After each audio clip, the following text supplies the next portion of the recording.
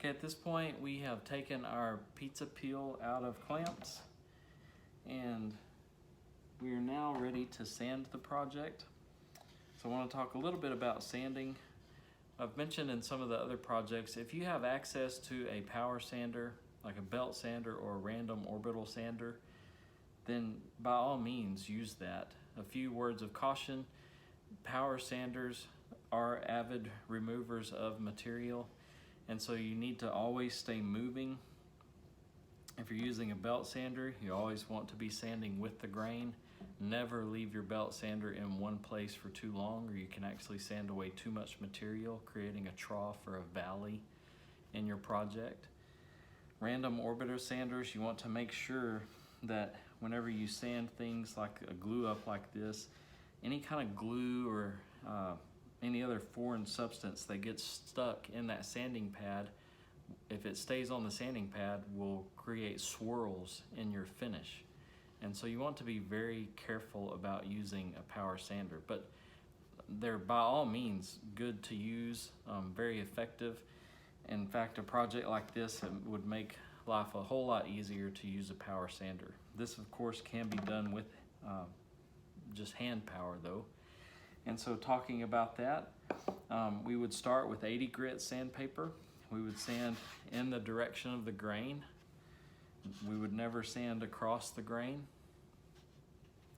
And sandpaper, the grit, the coarser the grit, the more abrasive it is, the more aggressive of a cut it is. What sandpaper does is actually scratch the surface of the wood. And so as we go to finer sandpaper, as we incrementally step up in the number of sandpaper and go from coarser to finer, literally what we're doing is removing the scratches left by the previous sandpaper. So if we start with 80 grit sandpaper, we're going to make 80 grit scratches, if you will, in the wood. And then when we go to 120 grit sandpaper, we will be removing the 80 grit sand scratches, and we'll be creating 120 grit scratches. And then we go up to 220, and I would recommend going to 220 on this project. We're going to be finishing it with a butcher block oil, and the scratches, if you will, that are left by that 220 grit sandpaper are very fine scratches, and you'll get a really nice finish, a nice smooth finish on your project. If you're going to hand sand your project, I recommend getting a block of wood.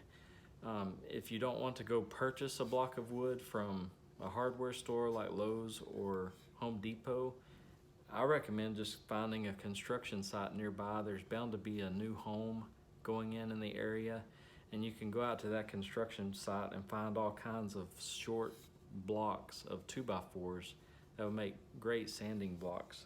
They'll save your hand a lot of effort. Whenever you're just sanding with your hand, you're putting uneven pressure on the sandpaper that's transferred to the wood. It's less efficient.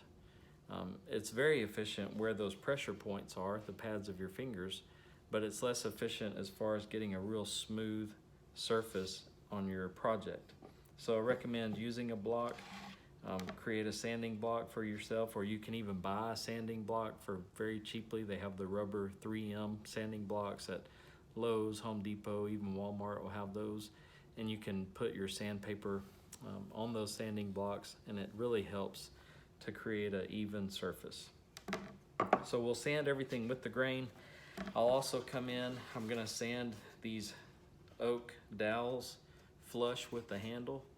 And then I'm going to take and I'm going to ease the edges of this handle so it contours more nicely to a hand. And it'll feel a whole lot better in someone's hand to not have these sharp edges. And you can go as far as you want. You may decide that you really want to round over the handle, and that's fine too. Just be sure that when you do that, you're not sanding across the grain. You're sanding with the grain as you round over your handle.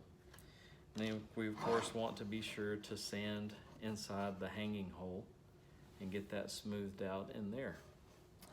So I'm going to go sand this project based on the things we talked about. Whenever we get it sanded, we'll be ready to apply an oil finish. It'll be a butcher block oil finish that we use on this project.